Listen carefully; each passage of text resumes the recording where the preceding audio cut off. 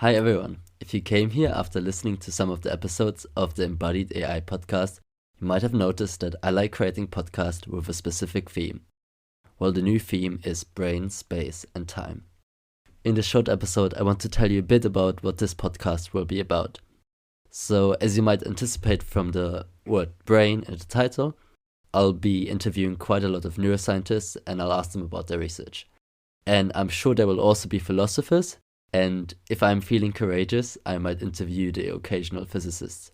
So, what do I mean by space and time? In the last decade in neuroscience, there has been an explosion in the spatial navigation literature. So we're talking studies with London taxi driver and their hippocampi, mice and rats navigating through mazes, place cells, grid cells, head direction cells, cognitive maps, and all of that. Time is also super tricky but very interesting for neuroscience. There are questions like, do our brains track the passing of time and situate events within this time context? Or do we simply keep track of the order of events? And how does time perception differ across species? Is time passing more slowly or quickly for other species? And can non-human animals mentally travel through time?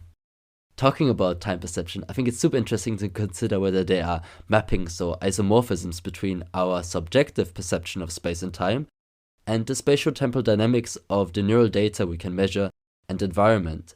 And I can hint that the guests of the first episodes will have plenty to say about this point. So, in case you have been wondering about the logo, what it means, the logo is an adaptation from a figure in the 1896 book Matter and Memory by Henry Bergson. Bergson was a philosopher who lived in the 19th and 20th century, and he was really interested in time and time perception.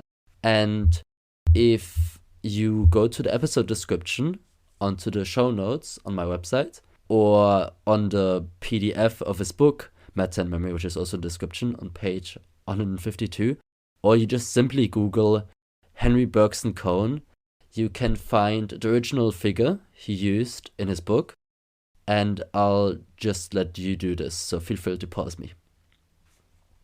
So, right now, if you're looking at an image from the original book, you'll see a flat plane P, a cone, which touches the plane P at point S, and then a base of the cone with the points A and B. And in his book Matter and Memory, Bergson describes the plane as the world and the cone SAB as the mind. And he says that at the base AB, so at the very top, these are the recollections of accumulated memory, which he describes as quote-unquote motionless. Whilst at point S, there is the bodily interaction of the mind with the world, and this is constituted by sensory-motor interactions. And in many respects, we probably shouldn't take Bergson too seriously. He did believe that there was a vital force, an élan vital, that differentiated living from non-living entities.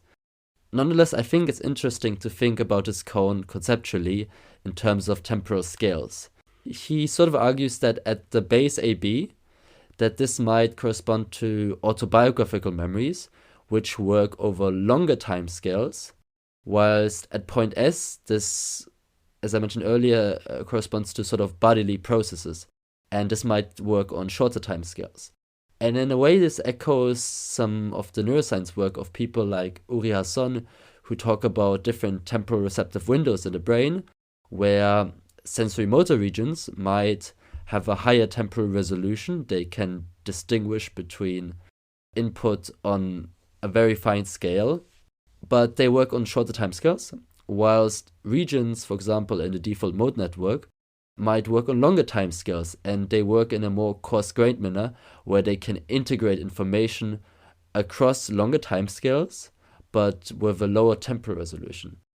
And I don't want to go too much into this because I hope I'll have plenty of interesting people who I can talk with this about. If you look at the logo of the podcast, you might have noticed that at point S, the plane is warped. And what this is supposed to represent is that space and time is warped. And I don't mean this in an Albert Einstein sense, in a physics sense, although maybe we get into the physics of it a bit.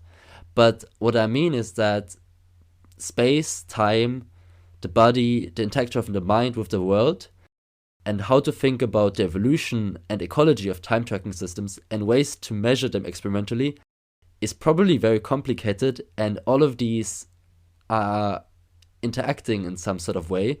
And I think the way they're interacting might be super interesting to explore, and that is what the podcast is about. And maybe we can uncover some things, clarify some things, or just think about really challenging problems. I think it'll be fun. If you want to stay updated on when episodes are coming out, you can follow me on Twitter. And I'm also super thankful for any feedback or any suggestions of people I should talk to. So my email is also in the description. I hope you enjoy the podcast. Thank you for listening.